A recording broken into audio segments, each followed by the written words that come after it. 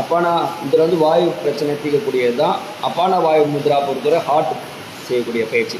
முதல்ல அபானா முத்ரா பண்ணிடலாம், அதுக்கப்புறம் அபானா வாயு முத்ரா செய்யலாம். சரியா? அபான முத்ரா ஒன்றும் இல்லைங்க, இப்படி தாங்க.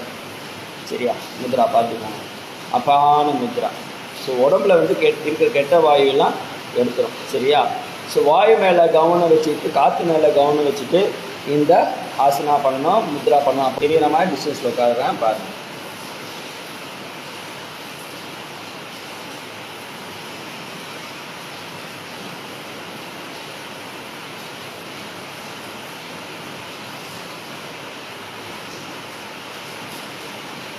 கூடிய ஆசனம் அபான வாயு முத்ரா. சரியா?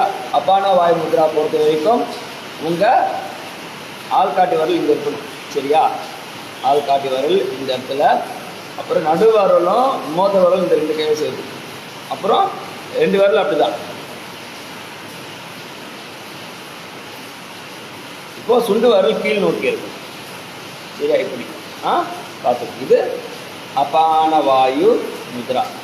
இந்த அபான வாயு முத்ரா செய்யும்போது உங்கள் கவனம் வந்து இதயத்து மேலே கவனம் வச்சுக்கோங்க. உங்கள் இதயத்து மேலே கவனம் வச்சுட்டு பண்ணிங்கன்னா உங்களுக்கு இதயம் வந்து பலமாகும், இதய பலவீனம் இருக்காது, உங்களுக்கு இதயத்துக்கு சக்தி கிடைக்கும்.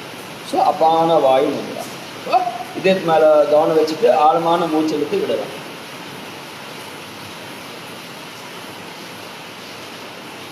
அழுத்தமான மூச்சு கிடையாது, ஆழமான மூச்சு. வேகமான மூச்சு இழுத்து விடாதீங்க, நிதானமாக ஆழமான மூச்சு.